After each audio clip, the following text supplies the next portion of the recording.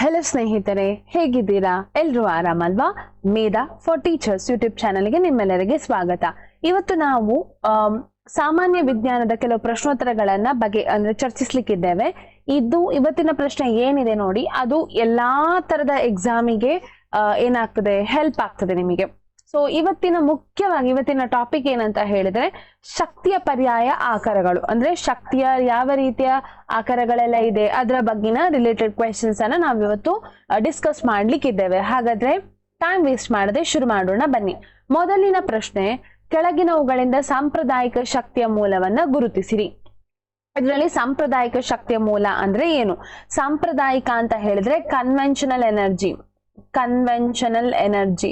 ಯಾವುದೆಲ್ಲ ಸಾಂಪ್ರದಾಯಿಕ ಶಕ್ತಿಯ ಮೂಲಗಳು? ಸಾಂಪ್ರದಾಯಿಕ ಅಥವಾ ಕನ್ವೆನ್ಷನ್ ಅಂತ ಹೇಳಿದ್ರೆ ಹಳೆಯ ಕಾಲದಿಂದ ಯೂಸ್ ಮಾಡ್ತಾ ಇದ್ದಂತಹ, ಹಳೆಯ ಕಾಲದಿಂದಲೂ ಬಳಸ್ತಾ ಇರುವಂತಹ ಯಾವ ಶಕ್ತಿಯ ಮೂಲ, ಬಳಸಿದ್ದಂತಹ ಶಕ್ತಿ ಯಾವುದು? ಸೌರಶಕ್ತಿ, ಅಲೆಗಳ ಶಕ್ತಿ, ನೈಸರ್ಗಿಕ ಅನಿಲ, ಜೈವಿಕ ಶಕ್ತಿ. ಸೌರಶಕ್ತಿ, ಅಲೆಗಳ ಶಕ್ತಿ ಮತ್ತೆ ನೈಸರ್ಗಿಕ ಅನಿಲ ಮತ್ತು ಜೈವಿಕ ಶಕ್ತಿ. ಇದರಲ್ಲಿ ಯಾವುದು ಕರೆಕ್ಟ್ ಆನ್ಸರ್? ಇದರಲ್ಲಿ ಸೌರಶಕ್ತಿ ನಾವು ಇತ್ತೀಚೆಗೆ ಉಪಯೋಗಿಸುವಂತಹದ್ದು, ಅಂದ್ರೆ ಇತ್ತೀಚಿನ ದಿನಗಳಲ್ಲಿ ನಾವು ಹೆಚ್ಚು ಅದರ ಬಳಕೆ ಮಾಡ್ತಾ ಇದ್ದೇವೆ. ಹಾಗೆ ಅಲೆಗಳ ಶಕ್ತಿ ಕೂಡ ಟೆಕ್ನಾಲಜಿ ಬೇಕು. ಟೆಕ್ನಾಲಜಿ ಈಗಿನ ಟ್ರೆಂಡ್ ಅಲ್ಲಿ ಜಾಸ್ತಿ ಇರುವಂತಹದ್ದು. ಹಾಗೆ ಅಲೆಗಳ ಶಕ್ತಿ ಕೂಡ ಅದು ಇತ್ತೀಚಿನದು. ನೈಸರ್ಗಿಕ ಅನಿಲ ತುಂಬಾ ಹಿಂದಿನ ಸಮಯದಿಂದ ನಾವು ಉಪಯೋಗಿಸ್ತಾ ಇದ್ದೇವೆ. ಹಾಗಾಗಿ ಇದರ ಕರೆಕ್ಟ್ ಆನ್ಸರ್ ಸಿ ಆಗಿದೆ. ಮತ್ತು ಜೈವಿಕ ಶಕ್ತಿ ಕೂಡ ಅಂದ್ರೆ ಬಯೋ ಎನರ್ಜಿ ಏನಿದೆ, ಇದು ಜೈವಿಕ ಶಕ್ತಿ ಅಂತ ಹೇಳ್ತೇವೆ. ಇದು ಹಿಂದಿನ ಕಾಲದಿಂದ ಬಳಸ್ತಾ ಇರಲಿಲ್ಲ, ಇತ್ತೀಚಿನ ದಿನಗಳಲ್ಲಿ ನಾವು ಉಪಯೋಗಿಸ್ತಾ ಇರುವಂತಹದ್ದು. ಸೊ ಕರೆಕ್ಟ್ ಆನ್ಸರ್ ಯಾವುದು? ಸಿ ಆಗಿದೆ. ಹಾಗೆ ಎರಡನೇ ಪ್ರಶ್ನೆ, ನಮ್ಮ ದೇಶದ ಅತಿ ದೊಡ್ಡ ಗಾಳಿ ಯಂತ್ರಗಳು ಇಲ್ಲಿ ಕಂಡು ಬರುತ್ತವೆ. ಸೊ ಎಲ್ಲಿ ಕಂಡು ಬರುತ್ತದೆ? ಲದಾಖ್, ಗುಜರಾತ್, ಕನ್ಯಾಕುಮಾರಿ ಹಾಗೂ ಮಧ್ಯಪ್ರದೇಶ. ಲದಾಖ್, ಗುಜರಾತ್, ಕನ್ಯಾಕುಮಾರಿ ಮತ್ತು ಮಧ್ಯಪ್ರದೇಶ. ಇಲ್ಲಿ ದೊಡ್ಡ ದೊಡ್ಡ ಗಾಳಿ ಯಂತ್ರಗಳು ಕಂಡು ಬರುವಂತಹದ್ದು ಕನ್ಯಾಕುಮಾರಿ. ಯಾಕೆ? ಇದು ಸಮುದ್ರದ ಬದಿ ಆಗಿದೆ. ಸಮುದ್ರ ಫುಲ್ ಸುತ್ತುವರೆದಿದೆ. ಹಾಗೆ ಗಾಳಿ ಜಾಸ್ತಿ ಸಮುದ್ರದ ಕಡೆ ಅಲ್ಲಿ ಇರುವ ಕಾರಣ ನಾವೆಲ್ಲಿ ಉಪಯೋಗಿಸ್ತೇವೆ ಇದನ್ನ? ಕನ್ಯಾಕುಮಾರಿಗಳಲ್ಲಿ ದೊಡ್ಡ ದೊಡ್ಡ ಗಾಳಿ ಯಂತ್ರಗಳು ಇದೆ. ಹೆಚ್ಚಿನ ಪ್ರಮಾಣದ ದೊಡ್ಡ ದೊಡ್ಡ ಗಾಳಿ ಯಂತ್ರಗಳು ಕನ್ಯಾಕುಮಾರಿಯಲ್ಲಿ ಇದೆ. ಹಾಗೆಯೇ ಮೂರನೇ ಪ್ರಶ್ನೆ, ಈ ಕೆಳಗಿನ ಯಾವುದು ಜೈವಿಕ ಶಕ್ತಿಯ ಲಕ್ಷಣವಲ್ಲ? ಜೈವಿಕ ಶಕ್ತಿ ಅಂತ ಹೇಳಿದ್ರೆ ಬಯೋ ಎನರ್ಜಿ ಆಯ್ತಾ? ಜೈವಿಕ ಶಕ್ತಿ ಅಂತ ಹೇಳಿದ್ರೆ ಬಯೋ ಎನರ್ಜಿ. ಇದು ಯಾವುದು ಇದರಲ್ಲಿ ಲಕ್ಷಣ ಅಲ್ಲ? ಇದು ಮಣ್ಣಿನ ಗುಣಮಟ್ಟವನ್ನ ಹೆಚ್ಚಿಸುತ್ತದೆ. ಇದು ನೀರು ಉಳಿಸಿಕೊಳ್ಳುವ ಸಾಮರ್ಥ್ಯವನ್ನ ಹೆಚ್ಚಿಸುವುದು. ಇದು ವಾತಾವರಣದಲ್ಲಿ ಕಾರ್ಬನ್ ಡೈಆಕ್ಸೈಡ್ ಪ್ರಮಾಣವನ್ನ ಕಡಿಮೆ ಮಾಡುತ್ತದೆ. ಇದು ಪರಿಸರ ಮಾಲಿನ್ಯವನ್ನ ಹೆಚ್ಚಿಸುತ್ತದೆ. ಇದು ಯಾವುದು ಇದರ ಲಕ್ಷಣ ಅಲ್ಲ ಅಂತ ಹೇಳಿ? ಲಕ್ಷಣ ಅಲ್ಲ, ವಲ್ಲ, ನಾಟ್. ಓಕೆ, ಸೊ ಈ ವರ್ಡ್ ಅನ್ನ ನೆನಪಿಟ್ಕೊಳ್ಬೇಕು. ವಲ್ಲ ಅಂತ ಕೇಳಿದ್ದಾರೆ. ಹಾಗಾದ್ರೆ ಇದರಲ್ಲಿ ಯಾವುದು ಅಲ್ಲ? ಇದ್ರಲ್ಲಿ 4 ಆಪ್ಷನ್ ಅಲ್ಲಿ ಯಾವುದು ಇದಕ್ಕೆ ಸರಿಯಾದ ಹೇಳಿಕೆ ಅಲ್ಲ? ಇದು ಮಣ್ಣಿನ ಗುಣಮಟ್ಟವನ್ನ ಹೆಚ್ಚಿಸ್ತದೆ, ಹೌದು. ಇದರಿಂದ ಏನು ಉಪಯೋಗ? ಬಯೋ ಎನರ್ಜಿಯಿಂದ ಉಳಿದಂತಹ ಏನು ರೆಸಿಡ್ಯೂಸ್ ಇದೆ ನೋಡಿ, ಅದನ್ನ ನಾವು ಮಣ್ಣಿಗೆ ಹಾಕಿದ್ರೆ ಮಣ್ಣಿಗೆ ಗೊಬ್ಬರದ ರೀತಿ, ಸಾವಯವ ಗೊಬ್ಬರದ ರೀತಿ ಉಪಯೋಗಿಸಬಹುದು. ಇದು ನೀರು ಉಳಿಸಿಕೊಳ್ಳುವ ಸಾಮರ್ಥ್ಯವನ್ನ ಹೆಚ್ಚಿಸುತ್ತದೆ. ಅಂದ್ರೆ ಮಣ್ಣಿನ ಫರ್ಟಿಲಿಟಿ ಜಾಸ್ತಿ ಮಾಡ್ತದೆ. ಇದು ವಾತಾವರಣದಲ್ಲಿ ಕಾರ್ಬನ್ ಡೈಆಕ್ಸೈಡ್ ಪ್ರಮಾಣವನ್ನ ಕಡಿಮೆ ಮಾಡುತ್ತದೆ. ಹೌದು, ಕಾರ್ಬನ್ ಡೈಆಕ್ಸೈಡ್ ನ ಬಿಡುಗಡೆ ಇದರಿಂದ ಆಗುವುದಿಲ್ಲ. ಹಾಗಾಗಿ ಇದೊಂದು ಪ್ಯೂರ್ ಎನರ್ಜಿ, ಇದೊಂದು ಪ್ಯೂರ್ ಫ್ಯೂಯಲ್ ಅಂತ ಹೇಳ್ತೇವೆ. ಹಾಗೆ ಇದು ಪರಿಸರ ಮಾಲಿನ್ಯವನ್ನ ಹೆಚ್ಚಿಸುತ್ತದೆ. ತಪ್ಪು, ಇದು ಪರಿಸರ ಮಾಲಿನ್ಯವನ್ನ ಹೆಚ್ಚಿಸುವುದಿಲ್ಲ. ಹಾಗಾಗಿ ಡಿ ಅನ್ನೋ ಹೇಳಿಕೆ ತಪ್ಪಾಗಿದೆ. ಹಾಗಾಗಿ ಉತ್ತರ ಏನಾಗ್ತದೆ? ಡಿ ಆಗ್ತದೆ. ಮುಂದಕ್ಕೆ ಹೋಗೋಣ. 4ನೇ ಪ್ರಶ್ನೆ, ಈ ಕೆಳಗಿನ ಒಂದು ಸೌರಶಕ್ತಿಯ ಪರೋಕ್ಷ ರೂಪ, ಇನ್ಡೈರೆಕ್ಟ್ ಫಾರ್ಮ್ ಅಂತ ಹೇಳ್ತೇವೆ. ಪರೋಕ್ಷ ರೂಪ ಅಂತ ಹೇಳಿದ್ರೆ ಇನ್ಡೈರೆಕ್ಟ್ ಫಾರ್ಮ್. ಇದರಲ್ಲಿ ಯಾವುದು ಸೌರಶಕ್ತಿಯ ಪರೋಕ್ಷ ರೂಪ ಆಗಿದೆ? ಅಲೆಗಳ ಶಕ್ತಿ, ತ್ಯಾಜ್ಯಗಳಿಂದ ಬರುವ ಶಕ್ತಿ, ಭೂಗರ್ಭ ಉಷ್ಣ ಶಕ್ತಿ ಮತ್ತು ವಿದ್ಯುತ್ ಶಕ್ತಿ. ಈ ಕೆಳಗಿನ ಒಂದು ಸೌರಶಕ್ತಿಯ ಪರೋಕ್ಷ ರೂಪ ಅಲೆಗಳ ಶಕ್ತಿ ಅಲ್ಲ. ಅಲೆಗಳ ಶಕ್ತಿ ಅಂತ ಹೇಳಿದ್ರೆ ಅಲೆಗಳಿಂದ ಉತ್ಪಾದಿಸುವಂತಹ ಒಂದು ಶಕ್ತಿ. ತ್ಯಾಜ್ಯಗಳಿಂದ ಬರುವ ಶಕ್ತಿ, ಭೂಗರ್ಭ ಉಷ್ಣ ಶಕ್ತಿ, ಇದು ಭೂಮಿಯ ಅಡಿಯಿಂದ ಇರುವಂತಹ ಉಷ್ಣ ಶಕ್ತಿ. ಇದು ಸೂರ್ಯನಿಗೂ ಕನೆಕ್ಷನ್ ಇಲ್ಲ. ವಿದ್ಯುತ್ ಶಕ್ತಿ ನಾವು ಏನು ದೊಡ್ಡ ದೊಡ್ಡ ನ್ಯೂಕ್ಲಿಯರ್ ಫಾರ್ಮ್ ಏನಿದೆ ನೋಡಿ, ಅದರಿಂದ ಸಿಗ್ತದೆ, ನಮಗೆ ನೀರಿನಿಂದ ಸಿಗ್ತದೆ. ಹಾಗಾಗಿ ಇಲ್ಲಿ ಸೋಲಾರಿಗೆ ಮತ್ತು ಸೌರಶಕ್ತಿಗೆ ಇಲ್ಲಿ ರಿಲೇಟೆಡ್ ಇಲ್ಲ. ಹಾಗಾದ್ರೆ ತ್ಯಾಜ್ಯಗಳಿಂದ ಬರುವ ಶಕ್ತಿ, ಇಲ್ಲಿ ಯಾಕೆ ತ್ಯಾಜ್ಯಗಳಿಂದ ಬರುವ ಶಕ್ತಿ ಅಂತ ಹೇಳಿದ್ರೆ, ತ್ಯಾಜ್ಯಗಳು ಉತ್ಪಾದನೆ ಆಗುವುದು ಒಂದು ಸಸ್ಯಗಳಿಂದ ಅಥವಾ ಪ್ರಾಣಿಗಳಿಂದ. ಸಸ್ಯಗಳು ಏನ್ ಮಾಡ್ತದೆ, ಸೌರಶಕ್ತಿಯನ್ನು ಬಳಸಿಕೊಂಡು ತಮ್ಮ ಆಹಾರವನ್ನ ತಯಾರಿಸ್ತದೆ, ಅದನ್ನು ತಿನ್ನುವವರು ಪ್ರಾಣಿಗಳು. ಹಾಗಾಗಿ ಈ ಸೌರಶಕ್ತಿ ಅನ್ನೋದು ಸಸ್ಯಗಳಲ್ಲೂ ಇರ್ತದೆ, ಪ್ರಾಣಿಗಳಲ್ಲೂ ಇರ್ತದೆ. ಹಾಗಾಗಿ ತ್ಯಾಜ್ಯ ಏನು ಉತ್ಪತ್ತಿ ಆಗ್ತದೆ ಅದರಲ್ಲಿ ಇಂಡೈರೆಕ್ಟ್ ಫಾರ್ಮ್ ಅಲ್ಲಿ ಸೋಲಾರ್ ಎನರ್ಜಿ ಇರ್ತದೆ. So option B is the correct answer for that. Okay, next 5ನೇದು, ಇದು ಅಸಾಂಪ್ರದಾಯಿಕ ಶಕ್ತಿಯ ಮೂಲದ ಉದಾಹರಣೆ. ಅಸಾಂಪ್ರದಾಯಿಕ, ನಾನ್ ಕನ್ವೆನ್ಷನಲ್ ಎನರ್ಜಿ. ಅಸಾಂಪ್ರದಾಯಿಕ ಅಂತ ಹೇಳಿದ್ರೆ ನಾನ್ ಕನ್ವೆನ್ಷನಲ್ ಎನರ್ಜಿ ಅಂದ್ರೆ ಹಿಂದಿನ ಕಾಲದಿಂದ ಅಲ್ಲ, ಇತ್ತೀಚೆಗೆ ಬಳಸುವಂತಹ ಎನರ್ಜಿ ಯಾವುದು? ಇದರಲ್ಲಿ ಯಾವುದು? ಕಲ್ಲಿದ್ದಲು, ಪೆಟ್ರೋಲಿಯಂ, ಅಲೆಗಳು ಮತ್ತು ನೈಸರ್ಗಿಕ ಅನಿಲ. ಕಲ್ಲಿದ್ದಲು ತುಂಬಾನೇ ವರ್ಷದಿಂದ ಹಿಂದಿನಿಂದಲೂ ನಾವು ಉಪಯೋಗಿಸ್ತಾ ಇದ್ದೇವೆ, ಹಾಗೆ ಪೆಟ್ರೋಲಿಯಂ ಅನ್ನು ಕೂಡ ಉಪಯೋಗಿಸ್ತೇವೆ. ಅಲೆಗಳು ಇದು ಇತ್ತೀಚಿನ ದಿನಗಳಲ್ಲಿ ನಾವು ಕಂಡುಕೊಂಡಂತಹ ಒಂದು ಪರ್ಯಾಯ ರೂಪ ಆಗಿದೆ ಅಲೆಗಳು. ಹಾಗೆ ನೈಸರ್ಗಿಕ ಅನಿಲ ಇದ್ರೊಟ್ಟಿಗೆ ಯಾವುದು? ಅದು ಕನ್ವೆನ್ಷನಲ್ ಸೋರ್ಸ್ ಆಫ್ ಎನರ್ಜಿ ಅಂತಾನೆ ಹೇಳ್ಬೋದು, ಅಂದ್ರೆ ಸಾಂಪ್ರದಾಯಿಕ ಎನರ್ಜಿ ನೈಸರ್ಗಿಕ ಅನಿಲಗಳು ಕೂಡ. ಆದ್ರೆ ಅಲೆಗಳು ಇತ್ತೀಚಿನ, ನಮ್ಮ ಟೆಕ್ನಾಲಜಿ ಇಂಪ್ರೂವ್ ಆದ ಹಾಗೆ ನಾವು ಇದನ್ನು ಉಪಯೋಗಿಸ್ತಾ ಇದ್ದೇವೆ. ಒಂದು ಪ್ರಾಮಿಸಿಂಗ್ ಕೈಂಡ್ ಆಫ್ ಎನರ್ಜಿ ಅಂತಾನೆ ಹೇಳ್ಬಹುದು ಅಲೆಗಳು. ಹಾಗಾಗಿ ಇದು ಸಿ ಅನ್ನೋದು ಏನಾಗಿದೆ, ಕರೆಕ್ಟ್ ಆನ್ಸರ್ ಆಗಿದೆ. ಮುಂದಕ್ಕೆ ಹೋಗೋಣ. 6ನೇ ಪ್ರಶ್ನೆ, ಸಸ್ಯ ಮೂಲದ ಸಾವಯವ ವಸ್ತು ಡ್ಯಾಶ್. ನೋಡಿ, ಇಲ್ಲಿ ನಿಮ್ಗೆ ಕನ್ಫ್ಯೂಷನ್ ಮಾಡ್ಲಿಕ್ಕಂತ ಹೇಳಿ ಕ್ವೆಶ್ಚನ್ ಅನ್ನ ಅರ್ಧ ಕೊಟ್ಟಿದ್ದಾರೆ. ಸೊ ಇಲ್ಲಿ ನಾವು ಆಪ್ಷನ್ಸ್ ಅನ್ನ ಸರಿಯಾಗಿ ಓದಿ ಟಿಕ್ ಮಾಡ್ಬೇಕಾದದ್ದು ಇದು ನಮ್ಗೆ ಬಿಟ್ಟಿದ್ದು. ಸೊ ನಿಮ್ಮ ವಿವೇಚನೆಗೆ ಬಿಟ್ಟಿದ್ದು, ನಿಮ್ಮ ಬುದ್ಧಿಶಕ್ತಿಗೆ ಬಿಟ್ಟಿದ್ದು. ಹಾಗಾಗಿ ನೀವು ಕ್ವೆಶ್ಚನ್ ಅನ್ನ ಸರಿಯಾಗಿ ಅರ್ಥ ಮಾಡಿಕೊಳ್ಳೇಬೇಕಾಗ್ತದೆ, ಕ್ವೆಶ್ಚನ್ ಅನ್ನ ಸರಿಯಾಗಿ ಓದ್ಲೇಬೇಕಾಗ್ತದೆ. ಅಲ್ಲ, ಹೌದು ಅಂತಹ ಕೆಲವು ವರ್ಡ್ ಇಂದ ಕೆಲವೊಮ್ಮೆ ನಾವೇನ್ ಮಾಡ್ತೇವೆ, ನಮ್ಮ ಮಾರ್ಕ್ ಅನ್ನ ಲೂಸ್ ಮಾಡ್ತೇವೆ. ಸೊ ಅಲ್ಲಿ ಸ್ವಲ್ಪ ಜಾಗ್ರತೆಯಾಗಿರಿ. ನೋಡಿ, ಸಸ್ಯ ಮೂಲದ ಸಾವಯವ ವಸ್ತು. ಆಪ್ಷನ್ ಎ, ಇಂಧನದ ಶುದ್ಧ ಮೂಲವಾಗಿ ಒದಗುತ್ತದೆ, ಪರಿಸರವನ್ನು ಶುದ್ಧವಾಗಿಸುತ್ತದೆ. ಸಿ, ವಾತಾವರಣದ ಕಾರ್ಬನ್ ಡೈಆಕ್ಸೈಡ್ ಪ್ರಮಾಣವನ್ನು ನಿಯಂತ್ರಿಸುತ್ತದೆ. ಡಿ, ಎಲ್ಲವೂ. ಪರಿಸರ ಶುದ್ಧ ಆಗ್ತದೆ ಸಸ್ಯ ಮೂಲದ ಸಾವಯವ ವಸ್ತುವಿನಿಂದಾಗಿ, ಹಾಗೂ ಇಂಧನದ ಒಂದು ಶುದ್ಧ ಮೂಲ, ಇದು ಏನು ಪ್ಯೂರ್ ಫಾರ್ಮ್ ಆಫ್ ಫ್ಯೂಲ್, ಅದು ಕಾರ್ಬನ್ ಡೈಆಕ್ಸೈಡ್ ನ ಬಿಡುಗಡೆ ಇದರಿಂದ ಇಲ್ಲ. ಹಾಗಾಗಿ ಏನಾಗಿದೆ ಇಲ್ಲಿ, option D is the correct answer for this. ಎಲ್ಲವೂ. ಆಯ್ತಾ? ಆಪ್ಷನ್ ಡಿ ಕರೆಕ್ಟ್ ಆನ್ಸರ್ ಆಗಿದೆ. ಮುಂದಕ್ಕೆ ಹೋಗೋಣ. 7ನೇ ಪ್ರಶ್ನೆ, ಜೈವಿಕ ಅನಿಲದಲ್ಲಿ ಮೀಥೇನ್ ಅನಿಲ ಶೇಕಡ ಡ್ಯಾಶ್ ರಷ್ಟು ಇದೆ. ಜೈವಿಕ ಅನಿಲದಲ್ಲಿ ಮೀಥೇನ್ ನ ಅನಿಲ ಎಷ್ಟು ಪ್ರಮಾಣದಷ್ಟು ನಮಗೆ ಸಿಗ್ತದೆ? ಜೈವಿಕ ಅನಿಲ ಅಂತ ಹೇಳಿದ್ರೆ ಬಯೋ ಎನರ್ಜಿ, ಬಯೋಮಾಸ್ ಅನ್ನ ನಾವೇನು ಎನರ್ಜಿ ಆಗಿ ಪಡಿತೇವೆ ನೋಡಿ. ಸಸ್ಯಗಳ ತ್ಯಾಜ್ಯ ಇರಬಹುದು, ಪ್ರಾಣಿಗಳ ತ್ಯಾಜ್ಯ ಇರಬಹುದು, ಇವುಗಳಿಂದ ಪಡೆಯುವಂತಹ ಎನರ್ಜಿ, ಶಕ್ತಿ, ಅದು ಜೈವಿಕ ಏನು ಶಕ್ತಿ. ಜೈವಿಕ ಅದರಿಂದ ಬರುವಂತಹ ಗ್ಯಾಸ್ ಅನ್ನ ಜೈವಿಕ ಅನಿಲ ಅಂತ ಹೇಳ್ತಾರೆ, ಬಯೋಗ್ಯಾಸ್. ಓಕೆ, ಜೈವಿಕ ಅನಿಲ ಅಂದ್ರೇನು? ಬಯೋಗ್ಯಾಸ್. ಬಯೋಗ್ಯಾಸ್ ಅಲ್ಲಿ ಎಷ್ಟು ಪ್ರಮಾಣದಲ್ಲಿ ಮೀಥೇನ್ ಇದೆ? 10%, 50%, 70%, 40%. ಹಾಗಾಗಿ ಇದರಲ್ಲಿ ಕರೆಕ್ಟ್ ಆನ್ಸರ್ 70% ನಷ್ಟು ಮೀಥೇನ್ ನಮ್ಗೆ ಏನಾಗ್ತದೆ, ದೊರೆಯುತ್ತದೆ. ಯಾವುದರಿಂದ? ಜೈವಿಕ ಅನಿಲದಿಂದ, ಬಯೋಗ್ಯಾಸ್ ಇಂದ. 8ನೇ ಪ್ರಶ್ನೆಗೆ ಹೋಗೋಣ. ಗಾಳಿ ಶಕ್ತಿಯನ್ನು ಬಳಸಿಕೊಳ್ಳಬೇಕಾದರೆ ಗಾಳಿಯ ವೇಗವು ಸೆಕೆಂಡಿಗೆ ಡ್ಯಾಶ್ ನಷ್ಟು ಇರಬೇಕು. ಸೆಕೆಂಡಿಗೆ ಎಷ್ಟಿರ್ಬೇಕು ಗಾಳಿಯ ಒಂದು ಪ್ರಮಾಣ ಅಥವಾ ಅದರ ವೇಗ ಎಷ್ಟಿರ್ಬೇಕು? ಸ್ಪೀಡ್, ಆಯ್ತಾ? ಗಾಳಿಯ ಸ್ಪೀಡ್ ಎಷ್ಟಿರ್ಬೇಕು ಅಂತ ಹೇಳಿ 8 ರಿಂದ 28 ಮೀಟರ್ ಪರ್ ಸೆಕೆಂಡ್, ಆಯ್ತಾ? ಮೀಟರ್ನಷ್ಟು ಅಥವಾ 40 ಮೀಟರ್ನಷ್ಟು, 1 ರಿಂದ 2 ಮೀಟರ್ನಷ್ಟು 12. ಕರೆಕ್ಟ್ ಆನ್ಸರ್ 8 ರಿಂದ 22 ಮೀಟರ್ನಷ್ಟು, ಆಯ್ತಾ? ಮೀಟರ್ ಪರ್ ಸೆಕೆಂಡ್ ನಷ್ಟು ಇರ್ಬೇಕು. ಒಂದು ಸೆಕೆಂಡಿಗೆ 8 ರಿಂದ 22 ಮೀಟರ್ನಷ್ಟು ಇದ್ರೆ ಆ ಗಾಳಿ, ಆ ಬರುವ ಗಾಳಿಯಿಂದ ನಾವು ಏನನ್ನ ಉತ್ಪಾದಿಸಬಹುದು? ಗಾಳಿ ಶಕ್ತಿಯನ್ನು ಉಪಯೋಗಿಸಿ ವಿದ್ಯುತ್ ಶಕ್ತಿಯನ್ನಾಗಿ ಪರಿವರ್ತಿಸಬಹುದು. 9ನೇ ಪ್ರಶ್ನೆ, ಶಕ್ತಿಯ ಪರ್ಯಾಯ ಆಕಾರಗಳನ್ನು ಬಳಸುವ ಅಗತ್ಯತೆಯಲ್ಲಿ ಒಂದು. ಯಾಕೆ ಶಕ್ತಿಯ ಪರ್ಯಾಯ ಆಕಾರಗಳನ್ನು ನಾವು ಉಪಯೋಗಿಸ್ತಾ ಇದ್ದೇವೆ? ನವೀಕರಿಸಲಾಗದ ಶಕ್ತಿಯ ಸಂಗ್ರಹದ ಕ್ಷೀಣಿಸುವಿಕೆಯ ಪರಿಣಾಮ, ಅಂದ್ರೆ ಏನು ನಾನ್ ರಿನ್ಯೂವೇಬಲ್ ರಿಸೋರ್ಸಸ್ ಏನಿದೆ ನೋಡಿ, ಅದ್ರ ಕ್ಷೀಣಿಸ್ತಾ ಇದೆ, ಅದು ಕಡಿಮೆ ಆಗ್ತಾ ಇದೆ. ಅದಕ್ಕೋಸ್ಕರ ನವೀಕರಿಸಲಾಗದ ಶಕ್ತಿಯ ಆಕರಗಳಿಗೆ ಪರ್ಯಾಯ ಮಾರ್ಗವನ್ನು ಸಂಶೋಧಿಸುವುದು ಕಷ್ಟ. ಅಂದ್ರೆ ಅದಕ್ಕೋಸ್ಕರ ಅಂತಲೇ ಹೇಳಿ ನಮಗೆ ಪರ್ಯಾಯ ಮಾರ್ಗವನ್ನ ಕಂಡು ಹಿಡಿಲಿಕ್ಕೆ ಆಗುವುದಿಲ್ಲ, ಅದೃಷ್ಟೇ ಪ್ರಮಾಣದ ಶಕ್ತಿಯನ್ನು ಒದಗಿಸುವಂತಹದ್ದು. ಮತ್ತೆ ನವೀಕರಿಸಲಾಗದ ಶಕ್ತಿ ಸಂಪನ್ಮೂಲಗಳ ಸಂರಕ್ಷಣೆ, ಅದನ್ನ ಸಂರಕ್ಷಿಸಬೇಕಾದದ್ದು ಎಲ್ಲರ ಕರ್ತವ್ಯ, ನಾಗರಿಕನಾದ ಪ್ರತಿಯೊಬ್ಬನ ಕರ್ತವ್ಯ, ಅದನ್ನ ಸಂರಕ್ಷಣೆ ಮಾಡುವಂತಹದ್ದು. ಮೇಲಿನ ಎಲ್ಲವೂ. ಹಾಗಾದ್ರೆ ಯಾವುದು ಕರೆಕ್ಟ್ ಇದ್ರಲ್ಲಿ? ಡಿ ಅಲ್ವಾ? ಡಿ ಅನ್ನೋದು ಕರೆಕ್ಟ್ ಆಪ್ಷನ್. ಎಲ್ಲವೂ ಹೌದಲ್ವಾ? ಒಂದು ಕಡಿಮೆ ಆಗ್ತಾ ಉಂಟು, ಅದಕ್ಕೆ ರಿಲೇಟೆಡ್ ಅಂದ್ರೆ ಈಕ್ವಿವ್ಯಾಲೆಂಟ್ ಆಗಿರುವಂತಹ, ಅದಕ್ಕೆ ಸಮನಾದ ಒಂದು ಆಕಾರಗಳನ್ನ ಅಥವಾ ಪರ್ಯಾಯ ಮಾರ್ಗಗಳನ್ನ ಹುಡುಕುವುದು ತುಂಬಾನೇ ಕಷ್ಟ ಇದೆ.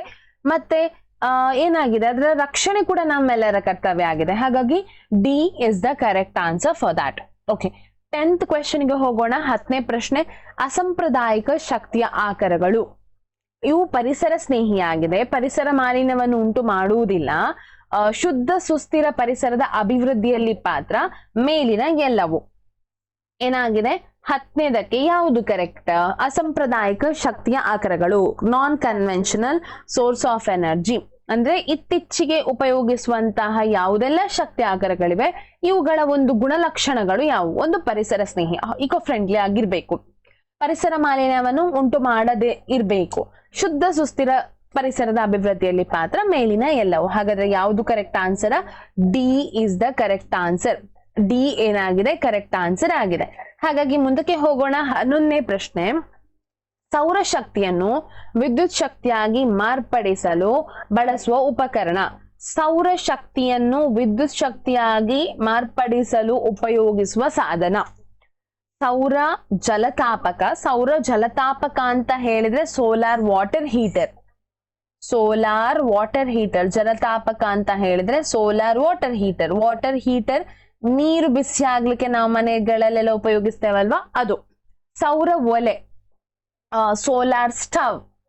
ಸೋಲಾರ್ ಸ್ಟವ್ ಆಯ್ತಾ. ಸೌರ ಕೋಶ, ಸೋಲಾರ್ ಕಲೆಕ್ಟರ್ ಆಯ್ತಾ. ಸೋಲಾರ್ ಕಲೆಕ್ಟರ್ ಆರ್ ಸೆಲ್ ಅಂತ ಹೇಳ್ತಾರೆ. Collector dynamo. ಡೈನಮೋ ಅಂತ ಹೇಳಿದ್ರೆ ಗೊತ್ತಿದೆ ನಿಮಗೆ. ಇದು ಸೌರಶಕ್ತಿಗೆ ಯಾವುದೇ ರಿಲೇಟೆಡ್ ಇಲ್ಲ. ಹಾಗಾದ್ರೆ ಇದರಲ್ಲಿ ಯಾವುದು ಕರೆಕ್ಟ್ ಆನ್ಸರ್? ಸೌರಶಕ್ತಿಯನ್ನ ಹೀರಿಕೊಂಡು ಅದನ್ನ ವಿದ್ಯುತ್ ಶಕ್ತಿಯಾಗಿ ಮಾರ್ಪಡಿಸುವ ಒಂದು ಉಪಕರಣ ಅಂತ ಹೇಳಿದ್ರೆ ಸೌರಕೋಶ. ಯಾವ್ದಾಗಿದೆ? ಸೌರಕೋಶ. ಅಂದ್ರೆ ಇದು ಸೋಲಾರ್ ಸೆಲ್ಸ್ ಅಥವಾ ಸೋಲಾರ್ ಕಲೆಕ್ಟರ್ ಏನಿದೆ ನೋಡಿ, ಅದನ್ನ ಏನ್ ಮಾಡ್ತದೆ, ಸೌರ ಶಕ್ತಿಯನ್ನ ಹೀರಿಕೊಂಡು ಅದನ್ನ ವಿದ್ಯುತ್ ಶಕ್ತಿಯಾಗಿ ಕನ್ವರ್ಟ್ ಮಾಡ್ತದೆ ಆಯ್ತಾ. ಅದು ಏನಾಗಿದೆ? Solar collector. ಸೋಲಾರ್ ಒಲೆ ಅಂತ ಹೇಳಿದ್ರೆ ಸೌರ ಶಕ್ತಿಯನ್ನು ಉಪಯೋಗಿಸಿಕೊಂಡು ಆಹಾರ ಬಿಸಿ ಮಾಡಬಹುದು ಇದರಿಂದ. ಇದು ಸೌರ ಜಲತಾಪ ವಾಟರ್ ಹೀಟರ್ ಅಂತ ಹೇಳಿದ್ರೆ ನೀರು ಬಿಸಿ ಆಗ್ತದೆ ಇದರಿಂದ. ಸೊ ಹಾಗಾಗಿ ಅದು ಯಾವುದು ಅಲ್ಲ, ಕರೆಕ್ಟ್ ಆನ್ಸರ್ ಇಸ್ ಸಿ. ಮುಂದಕ್ಕೆ ಹೋಗೋಣ. 12ನೇ ಪ್ರಶ್ನೆ, ಸೌರಶಕ್ತಿಯನ್ನು ನೇರವಾಗಿ ಪಡೆಯುವುದಕ್ಕೆ ಒಂದು ಉದಾಹರಣೆ. ಯಾಕೆ ನಾವು ಅದನ್ನ ನೇರವಾಗಿ ಪಡೆಯುತ್ತೇವೆ ಆಯ್ತಾ? ಯಾವುದು? ಆಹಾರವನ್ನ ತೆಗೆದುಕೊಳ್ಳುವುದು, ಗಾಳಿಯ ಶಕ್ತಿಯಿಂದ ವಿದ್ಯುತ್ ಶಕ್ತಿಯನ್ನು ಪಡೆಯುವುದು, ಪಳೆಯುಳಿಕೆ ಇಂಧನವನ್ನು ಬಳಸಿಕೊಂಡು ಚಲಿಸುತ್ತಿರುವ ಬಸ್, ಸೌರ ಒಲೆಯನ್ನು ಬಳಸುವುದು. ಇದರಲ್ಲಿ ಯಾವುದು ನೇರವಾಗಿ ನಾವು ಬಳಸ್ತಾ ಇದ್ದೇವೆ ಸೌರಶಕ್ತಿಯನ್ನು ಅಂತ ಹೇಳಿ, ಅಂದ್ರೆ ಡೈರೆಕ್ಟ್ ಫಾರ್ಮ್ ಅಲ್ಲಿ ನಾವು ಯೂಸ್ ಮಾಡ್ತಾ ಇದ್ದೇವೆ? ಯಾವುದು ಇದಕ್ಕೆ ಉದಾಹರಣೆ ಅಂತ ಹೇಳಿ? ಆಹಾರವನ್ನ ತೆಗೆದುಕೊಳ್ಳುವುದು, ಇದು ಇಂಡೈರೆಕ್ಟ್ ಫಾರ್ಮ್. ಯಾಕೆ ಹೇಳಿದ್ರೆ ನಾವು ಸಸ್ಯಗಳನ್ನ ಉಪಯೋಗಿಸ್ತೇವೆ ಆಹಾರಕ್ಕಾಗಿ, ಸಸ್ಯಗಳಿಂದ ನಮಗೆ ಸಿಗ್ತದೆ, ಇದು ಡೈರೆಕ್ಟ್ ಆಗುದಿಲ್ಲ, ಇಂಡೈರೆಕ್ಟ್. ಗಾಳಿ ಶಕ್ತಿಯಿಂದ ವಿದ್ಯುತ್ ಶಕ್ತಿಯನ್ನ ಪಡೆಯುವುದು ಕೂಡ ಅಲ್ಲ. ಪಳೆಯುಳಿಕೆ ಇಂಧನವನ್ನ ಬಳಸಿಕೊಂಡು ಚಲಿಸುತ್ತಿರುವ ಬಸ್ಸು, ಪಳೆಯುಳಿಕೆ ಇಂಧನ ಅಂದ್ರೆ ಸಸ್ಯಗಳಿಂದ ನಾವು ಪಡೆದಿರಬಹುದು ಅಥವಾ ಪ್ರಾಣಿಗಳಿಂದ ಪಡೆದಿರಬಹುದು, ಅದರದ್ದು ಡೈರೆಕ್ಟ್ ಅಲ್ಲ, ಇಂಡೈರೆಕ್ಟ್ ಆಗಿ ಬರ್ತದೆ. ಸೌರ ಒಲೆಯನ್ನ ಬಳಸುವುದು. ಸೌರ ಒಲೆಯನ್ನ ಬಳಸುವುದಂತ ಹೇಳಿದ್ರೆ ಡೈರೆಕ್ಟ್ ಆಗಿ ನಾವು ಏನ್ ಮಾಡ್ತೇವೆ, ಸೂರ್ಯನ ಶಕ್ತಿಯನ್ನ ಹೀರಿಕೊಂಡು ಆಹಾರವನ್ನು ನಾವು ತಯಾರಿಸ್ತಾ ಇದ್ದೇವೆ. ಹಾಗಾಗಿ ಇದು D is the correct answer ಆಗ್ತದೆ. ಸೌರ ಒಲೆಯನ್ನ ಬಳಸುವುದು ಕರೆಕ್ಟ್ ಆನ್ಸರ್. ನೆಕ್ಸ್ಟ್, ಸೂರ್ಯ ಮತ್ತು ನಕ್ಷತ್ರಗಳಲ್ಲಿ ಕಂಡು ಬರುವ ಒಂದು ಸಾಮಾನ್ಯ ಕ್ರಿಯೆ ವಿಕಿರಣ ಪಟುತ್ವ, ಉಷ್ಣ ಬೈಜಿಕ ಸಮ್ಮಿಲನ ಕ್ರಿಯೆ, ಉಷ್ಣ ಬೈಜಿಕ ವಿದಳನ ಕ್ರಿಯೆ, ವಿದ್ಯುತ್ ಕಾಂತೀಯ ವಿಕಿರಣ. ವಿದ್ಯುತ್ ಕಾಂತೀಯ ವಿಕಿರಣ ವಿಕಿರಣ ಪಟುತ್ವ ಅಂತ ಹೇಳಿದ್ರೆ ರೇಡಿಯೋ ಆಕ್ಟಿವಿಟಿ. ವರ್ಡ್ ನೆನಪಿಟ್ಕೊಳ್ಳಿ, ಕೆಲವೊಮ್ಮೆ ನಮ್ಗೆ ಕನ್ನಡ ವರ್ಡ್ ಕಷ್ಟ ಆಗ್ತದೆ, ಅದಕ್ಕೆ ಇಂಗ್ಲಿಷ್ ಈಸಿ ಅಂತ ಅನ್ನಿಸ್ತದೆ. ಸೊ ಅದಕ್ಕೋಸ್ಕರ ರೇಡಿಯೋ ಆಕ್ಟಿವಿಟಿ. ಉಷ್ಣ ಬೈಜಿಕ ಸಮ್ಮಿಲನ ಅಂತ ಹೇಳಿದ್ರೆ, ಸಮ್ಮಿಳನ ಕ್ರಿಯೆ ಅಂತ ಹೇಳಿದ್ರೆ fission, nuclear fission, nuclear fission. Sorry, ಒಂದ್ ನಿಮಿಷ, ಇದು ಫಿಷನ್ ಅಲ್ಲ, ಫ್ಯೂಷನ್. ವಿದಳನ ಅಂತ ಹೇಳಿದ್ರೆ ಫಿಷನ್, ಇದು ನ್ಯೂಕ್ಲಿಯರ್ ಫ್ಯೂಷನ್ ರಿಯಾಕ್ಷನ್. ಉಷ್ಣ ಬೈಜಿಕ ವಿದಳನ ಅಂತ ಹೇಳಿದ್ರೆ ನ್ಯೂಕ್ಲಿಯರ್ ಫಿಷನ್ ರಿಯಾಕ್ಷನ್. ವಿದ್ಯುತ್ ಕಾಂತೀಯ ವಿಕಿರಣ ಅಂತ ಹೇಳಿದ್ರೆ ಇಲೆಕ್ಟ್ರೋಮ್ಯಾಗ್ನೆಟಿಕ್ ರೇಡಿಯೇಷನ್, ಇಲೆಕ್ಟ್ರೋಮ್ಯಾಗ್ನೆಟಿಕ್ ರೇಡಿಯೇಷನ್.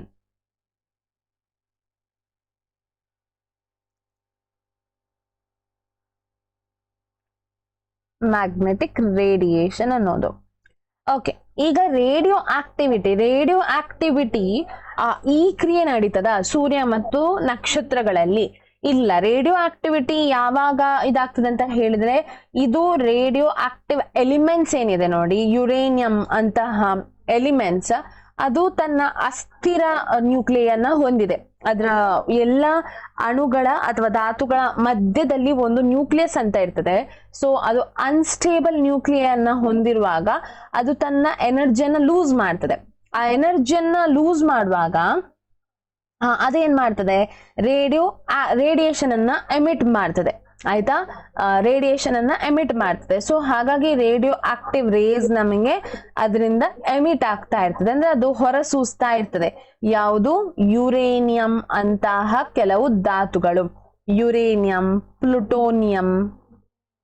ಪ್ಲುಟೋನಿಯಂ ಅಂತಹ ಧಾತುಗಳು ರೇಡಿಯೋ ಆಕ್ಟಿವ್ ಕಿರಣಗಳನ್ನ ಎಮಿಟ್ ಮಾಡ್ತಾ ಇರ್ತದೆ, ಅಂದ್ರೆ ಸೂಸ್ತಾ ಇರ್ತದೆ, ಹೊರಸೂಸ್ತಾ ಇರ್ತದೆ ಅಂತಹ ಕಿರಣಗಳು.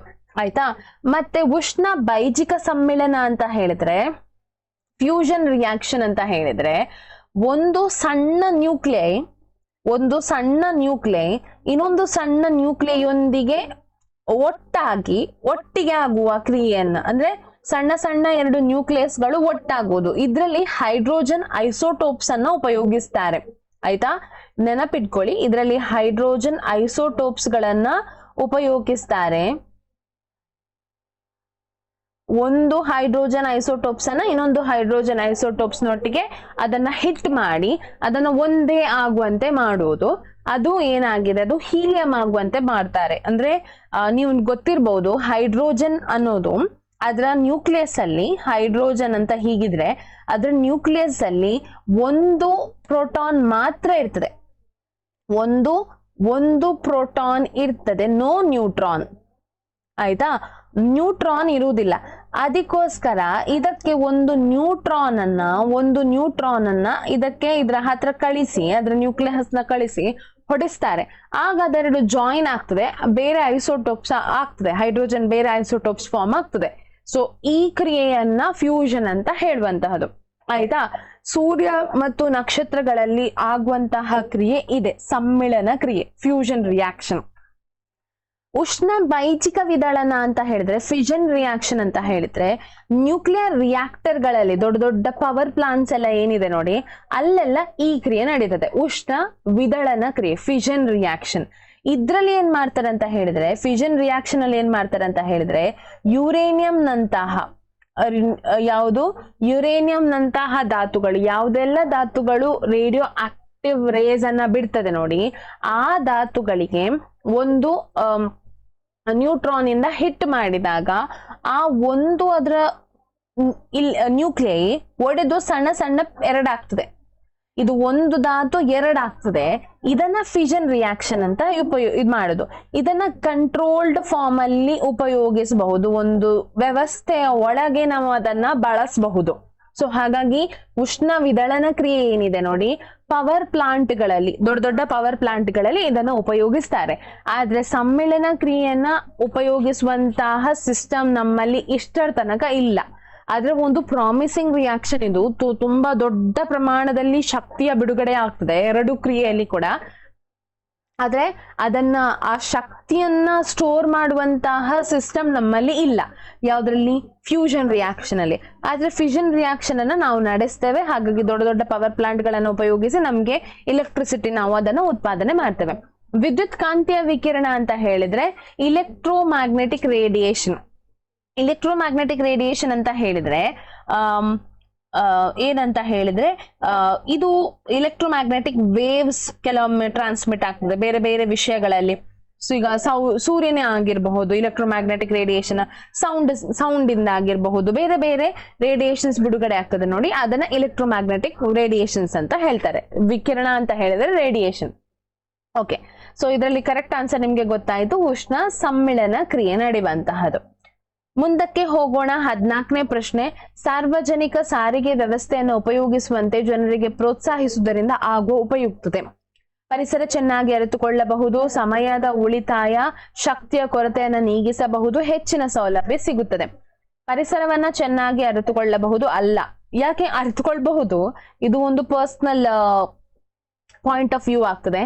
ಆದ್ರೆ ನಾವು ಇಲ್ಲಿ ಶಕ್ತಿಯ ಬಗ್ಗೆ, ಶಕ್ತಿ ಆಕಾರಗಳ ಬಗ್ಗೆ ಮಾತಾಡ್ತಾ ಇರುವ ಕಾರಣ ಇದು ಶಕ್ತಿಯ ಕೊರತೆಯನ್ನ ನೀಗಿಸ್ತದೆ ಅಲ್ವಾ. ಶಕ್ತಿಯ ಕೊರತೆಯನ್ನ ಪಬ್ಲಿಕ್ ಟ್ರಾನ್ಸ್ಪೋರ್ಟ್ ಅನ್ನ ಯೂಸ್ ಮಾಡೋದ್ರಿಂದ ಒಂದೇ ಸಮಯದಲ್ಲಿ ಒಂದೇ ಒಂದು ಗಾಡಿಯಲ್ಲಿ ತುಂಬಾ ಜನರು ಹೋಗಿ ಏನಾಗ್ತದೆ, ಟ್ರಾನ್ಸ್ಪೋರ್ಟ್ ಆಗುವ ಕಾರಣ ಶಕ್ತಿಯ ಸ್ವಲ್ಪ ಆದ್ರೂ ಉಳಿತಾಯ ಆಗ್ತದೆ ಅನ್ನೋ ಕಾರಣ. So C is the correct answer for that. Next 15th ಕ್ವೆಶ್ಚನ್ಗೆ ಹೋಗೋಣ. ಸೌರಶಕ್ತಿಯ ಸಂಪೂರ್ಣ ಬಳಕೆ ಅಸಾಧ್ಯ. ಏಕೆ? ಯಾಕೆ? ಏಕೆಂದರೆ ಸೌರಶಕ್ತಿಯ ಒಂದೇ ತೆರನಾಗಿರುವುದಿಲ್ಲ, ಶಕ್ತಿಯೂ ಆಗ್ಬೇಕಿಲ್ಲಿ. ಸೌರಶಕ್ತಿಯು ಚದುರುತ್ತದೆ, ಸೌರ ಸಾಧನಗಳು ದುಬಾರಿಯಾಗಿದೆ, ಮೇಲಿನ ಎಲ್ಲವೂ. ಸೌರಶಕ್ತಿಯು ಒಂದೇ ತೆರನಾಗಿರುವುದಿಲ್ಲ, ಒಂದೇ ರೀತಿಯಲ್ಲಿ ಸೂರ್ಯನ ಕಿರಣ ಭೂಮಿಯ ಮೇಲೆ ಬೀಳುವುದಿಲ್ಲ ಅಲ್ವಾ? ಹೌದು, ಅದು ಹೌದು. ಮತ್ತೆ ಇನ್ನೊಂದು ಯಾವುದು? ಸೌರಶಕ್ತಿಯು ಚದುರ್ತದೆ. ಸೌರಶಕ್ತಿಯು ಚದುರ್ತದೆ ಅಂತ ಹೇಳಿದ್ರೆ ಮೇಲಿಂದ ಬರುವಾಗ ಅದು ಎಲ್ಲ ಡಿಸ್ಪರ್ಸ್ ಆಗ್ತದೆ, ಹಾಗಾಗಿ ನಾವೇನ್ ಮಾಡ್ಲಿಕ್ಕೆ ಆಗುದಿಲ್ಲ, ಅದನ್ನ ಸರಿಯಾಗಿ ಬಳಸಿಕೊಳ್ಳಲಿಕ್ಕೆ ಆಗುವುದಿಲ್ಲ.